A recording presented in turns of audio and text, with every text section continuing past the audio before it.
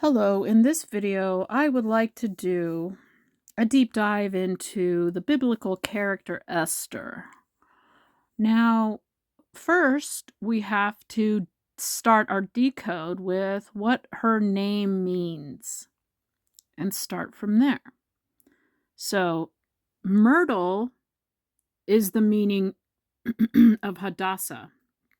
That is the Hebrew name for Queen Esther. And it's a two-part series, so not only do we have myrtle, Esther's Persian name means star and was likely chosen to hide her Jewish identity, while her Hebrew name Hadassah was symbolic of beauty, purity, and life, which were often associated with the myrtle tree in ancient times. Now, Esther, her Persian name, is associated with the goddess Ishtar, or the Persian word for star. It was also linked to the Hebrew word Hester, meaning hidden, which describes how she hid her Jewish identity. So, as we know, in the story of Esther, it's basically a story of alchemy. Okay, so the myrtle is known for its fragrant oil. And the only way to release the oil is to crush the plant. So crushing myrtle leaves, flowers, or fruits releases the essential oils. This process is a key method for activating their fragrance and extracting their beneficial compounds. So, in other words, we are extracting the essence of a person. When you are put under pressure, your essence is revealed. Are you good or bad? Are you capable of releasing the oils without losing your soul? In other words, it's a scary process. It's not for the faint of heart. Alchemy is the reason we're here. The process, it's all biblical. Now, most people under pressure will lose their heads. They'll lose their minds. They won't be able to handle it. So that's why you have to have a connection with God. That's very important and crucial for you not to lose your God-given mind during the process. So the myrtle releases its oil through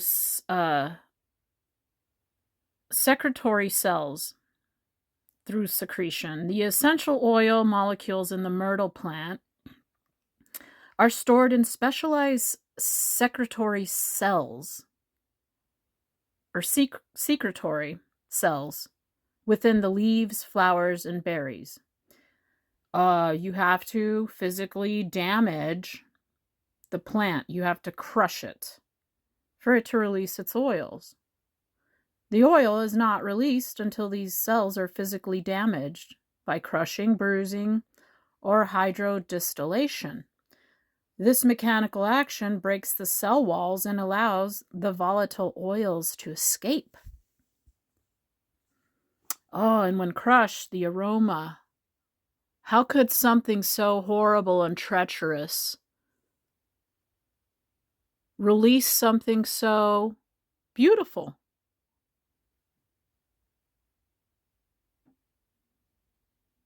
That's the world we live in.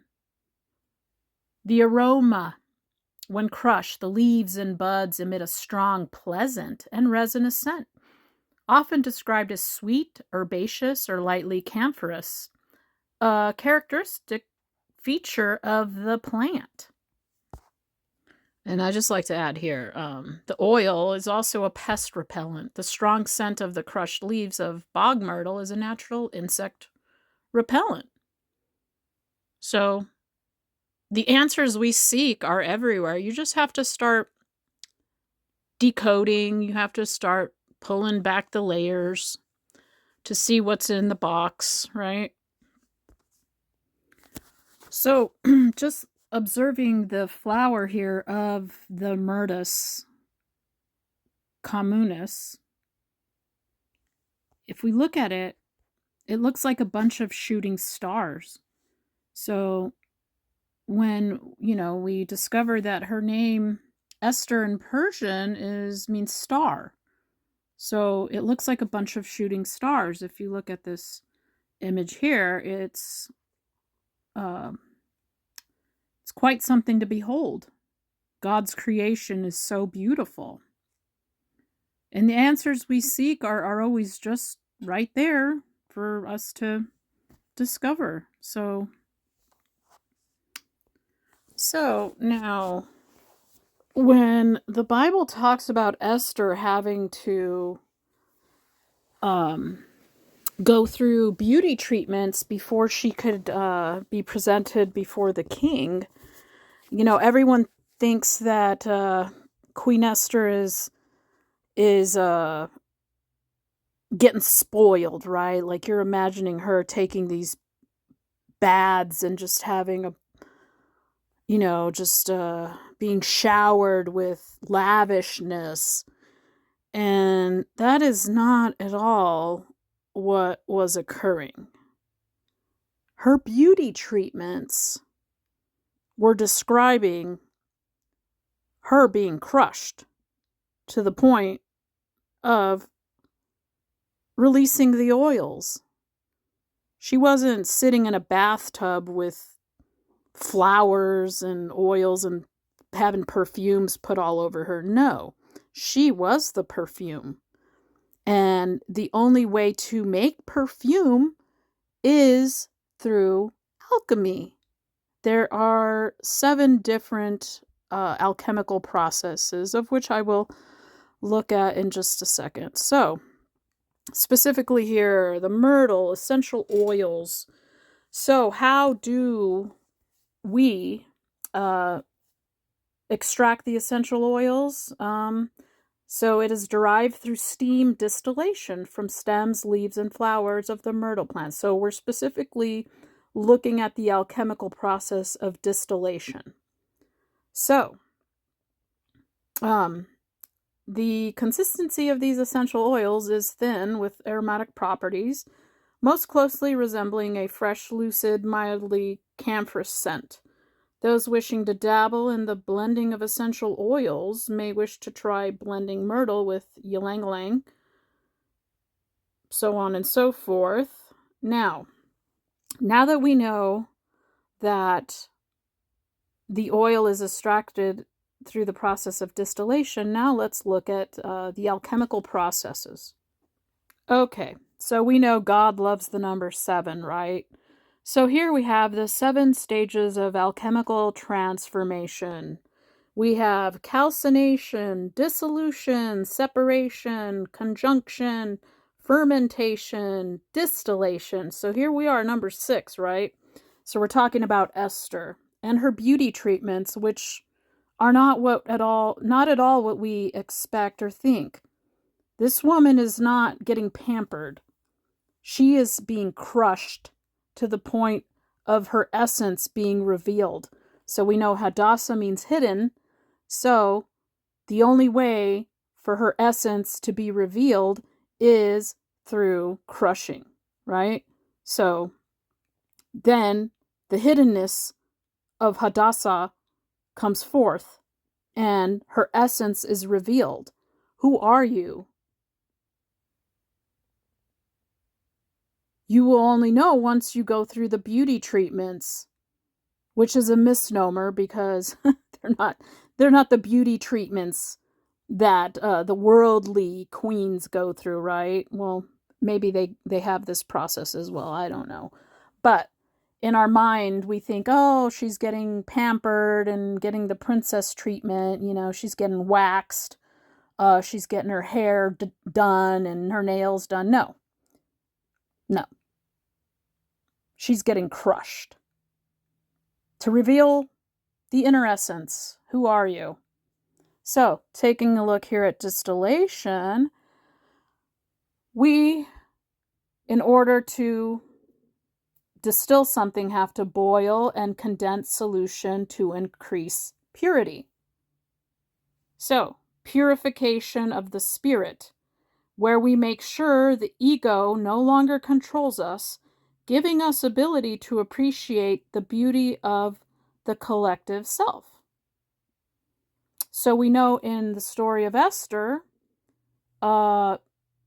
she had to make a sacrifice of herself for the collective,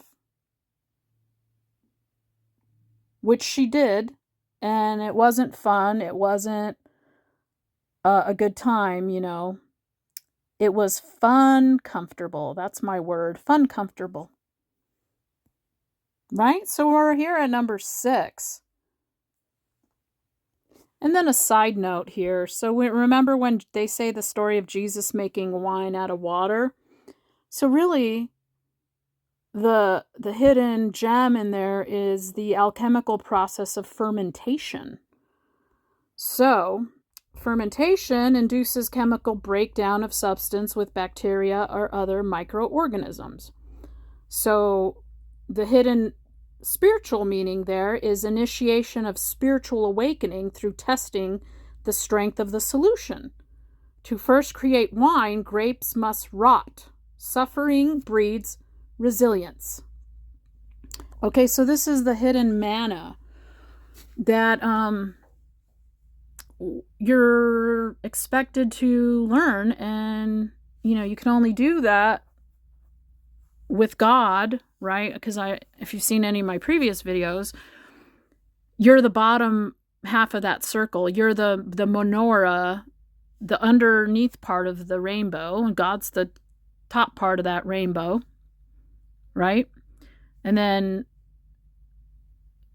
your underneath part of the rainbow is also masculine, feminine. Your right and left hemisphere of your brain have to come into balance. That's when the two become the one. And that's when, you're able to complete that circuit with God. So you complete the circuit by completing the rainbow circuit, the rainbow circle. So you are the menorah, you are the bottom half of that circle, and that also deals with the chakras, the 7 chakras. And there was a lot of people complaining about how the rainbow doesn't align with our chakras, with red being the root chakra. So if you look at it through the lens that I'm looking at it through, you're that bottom half of the rainbow going up, right? You is the bottom part of the rainbow. So when you flip the rainbow upside down, now we have red at the bottom, which lines up with our chakras. So that's an indication of what it means, how to figure that out. You're a reflection of God, in other words. Your light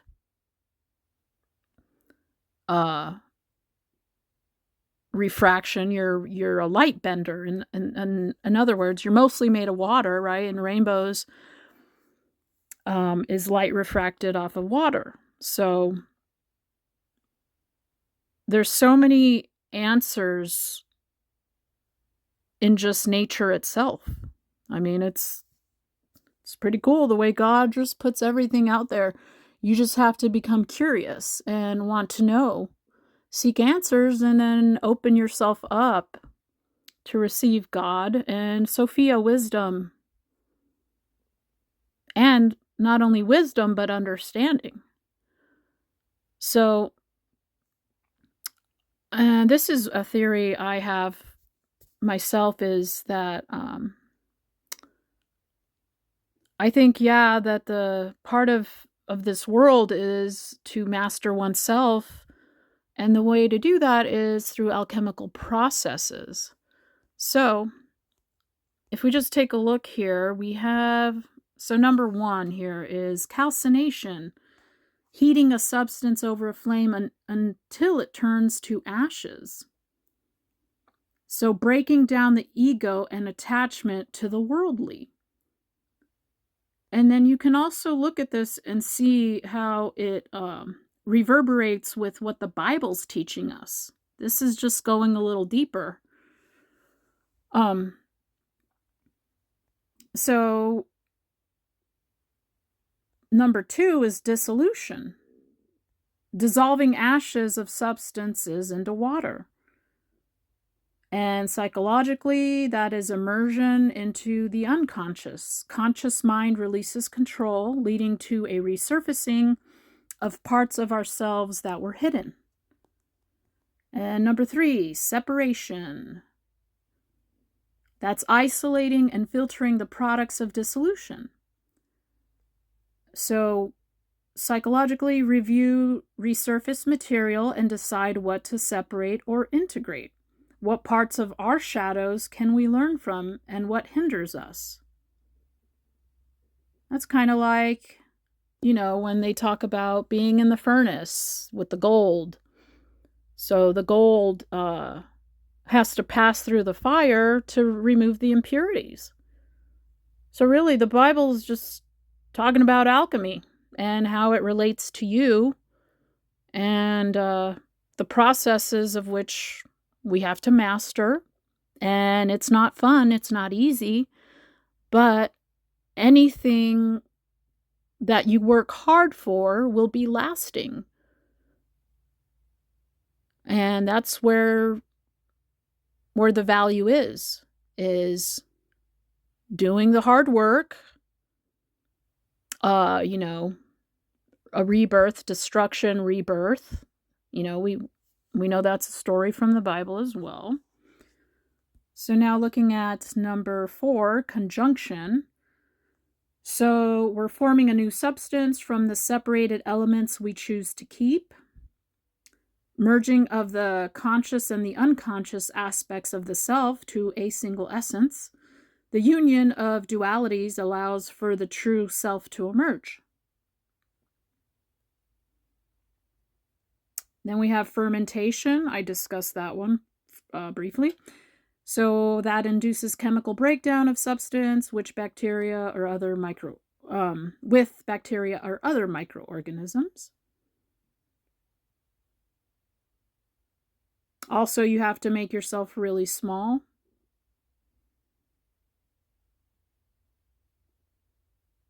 To create wine, the grapes must rot. Suffering breeds resilience. Then distillation, we talked about that. Boil and condense solution to increase purity. Purification of the spirit, where we make sure the ego no longer controls us, giving us ability to appreciate the beauty of the collective self. And then last but not least, we have coagulation, transformation to a solid state. The union of matter and spirit that allows us to perceive the world without dualities and to perceive life on all levels of consciousness. Similar to the state of nirvana, the supposed end result of the famed philosopher's stone.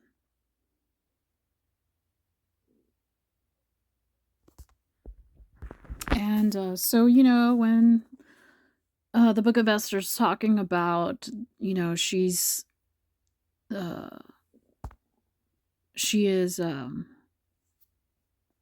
they're applying perfume and all that.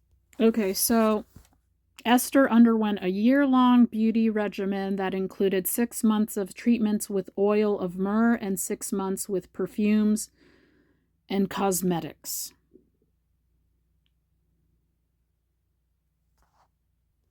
So everyone's thinking, that she's going like she's a beauty queen pageant. No, that's not at all what the story means.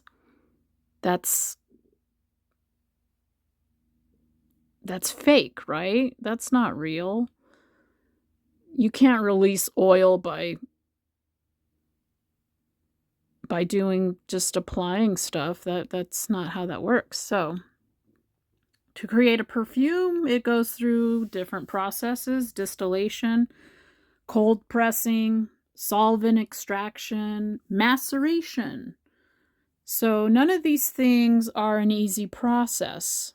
You have to break everything down to extract the good stuff. So no, this isn't a beauty pageant queen. No, that's not who Esther is.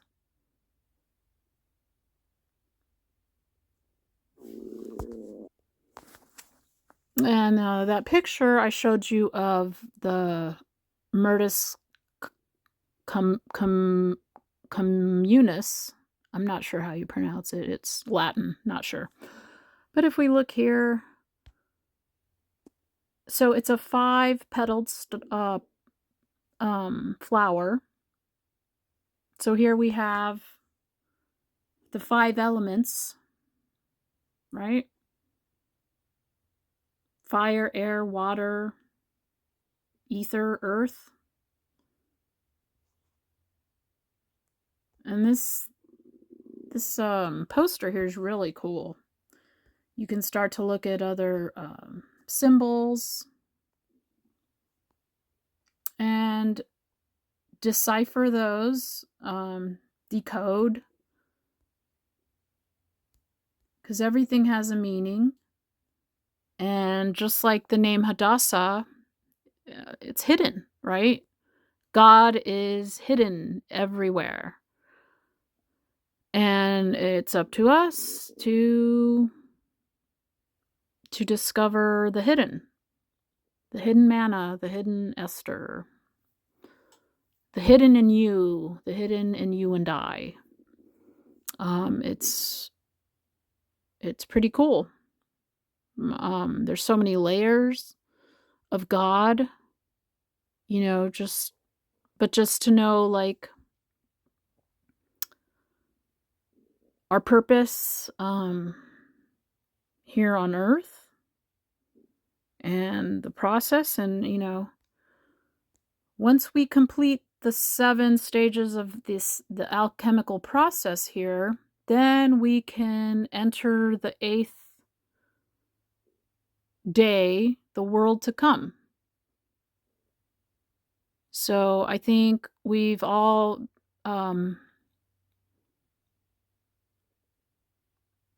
kind of been pushed into this process.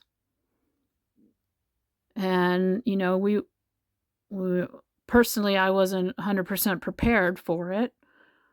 But it's a process of surrender. You have to surrender. I'm not talking about being a doormat. I'm talking about surrendering to the process. And the more you know about the process, the easier it is to surrender and know that it's for your best, right? So in a lot of ways, I believe that the virus of the crown, it kind of sped up the process, right? It's like that last egg, it has to, we need it to hatch. We need the egg to hatch. So we got to speed it up a little bit here. And it hurts, right? It's not an easy process to go through. It's painful. It's painful, but the end result of that is beautiful.